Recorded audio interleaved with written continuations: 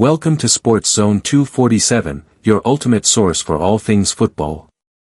Stay up to date with the latest football news. Match highlights, transfer rumors, player updates, and in-depth analysis from top leagues around the world.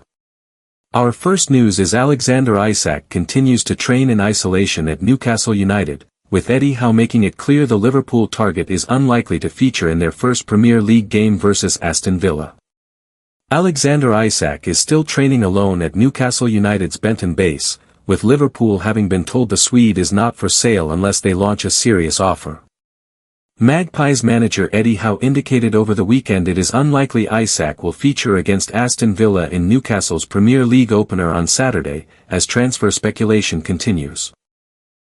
While things can change very quickly in football, Howe admits speaking to the striker hasn't been straightforward, and if he'd been able to convince Isak to happily stay in the northeast, then the issue would already be resolved.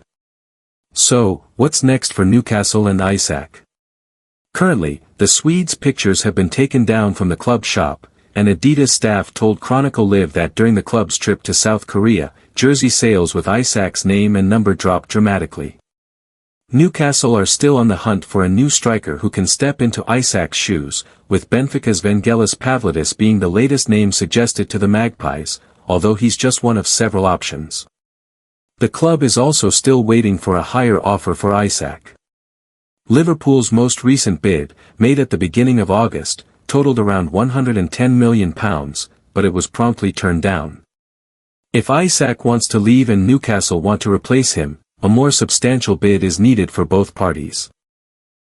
It has previously been suggested that £150 million is the asking price, but it is now believed £130 million plus add-ons might be enough to seal the deal. Regardless, Isak, and his potential future club, Liverpool, have been given the final word. No serious offer means no transfer. Until then, the door remains open for Isak to train in preparation for the match at Villa Park, and potentially play again for the Black and Whites, something he's shown no interest in doing this pre-season.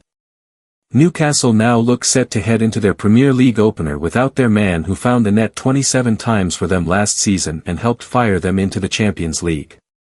Isak had previously been the face of the new third kit reveal earlier this summer, even featuring in Adidas campaigns with club icon Tino Asprilla at the Tyneside Irish Centre, but that was well before any rumours about a transfer. Bruno Guimaraes and Joelinton continue to be favoured picks among supporters for jersey numbers and names, but the expectation is that a new striker can restore some of the missing revenue. Our last news is Man United working on 9 deals as Ruben Amorim puts finishing touches to squad. Man United working on 9 deals as Ruben Amorim puts finishing touches to squad. Manchester United have spent over £200 million in the summer transfer window, with 3 forwards arriving to bolster Ruben Amorim's squad, and they have more deals in the pipeline. Manchester United have completely revamped their attack in the summer transfer window, spending over £200 million in an attempt to improve upon their dreadful 2024-25 campaign, but they are not done yet.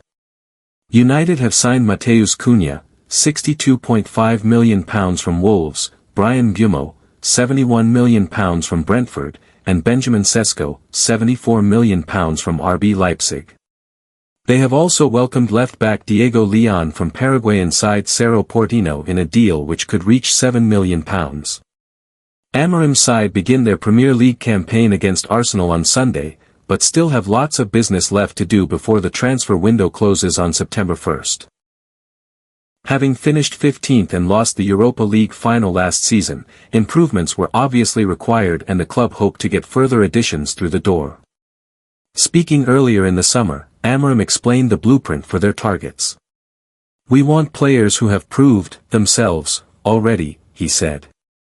"Sometimes you have a player with a lot of potential, you have to be aware of that, but all the players that are coming, we need to know the player. We need to talk to the player, we have to explain the project. And then one really important thing is that they want to come here. That is the key point. If during the market we can find someone that can help the team and have all those boxes with them, we are going to do it." The next priority for the former Sporting Lisbon boss is a deep-lying midfielder.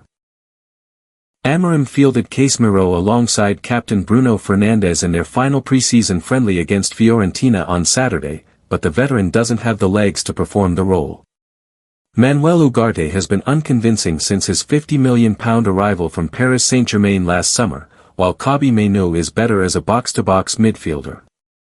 Carlos Baleba is a transfer target for the position, but Brighton's £100 million valuation, backed up by the fact he has 3 years on his contract, may make that deal extremely difficult to conclude. They have previously been linked with Atlanta midfielder Ederson, who is valued at around £52 million, and Sporting's Morten Jolmand, who Amorim knows well. The other main transfer priority is in goal, where Andre Onana and Altay Bayender have failed to convince. United have been linked with Aston Villa's Emi Martinez, PSG's Gianluigi Donnarumma and Royal Antwerp's Sen Lammens. Get all the latest updates, rumors, and confirmed deals in this video. Don't miss out on the hottest transfer talk of the day.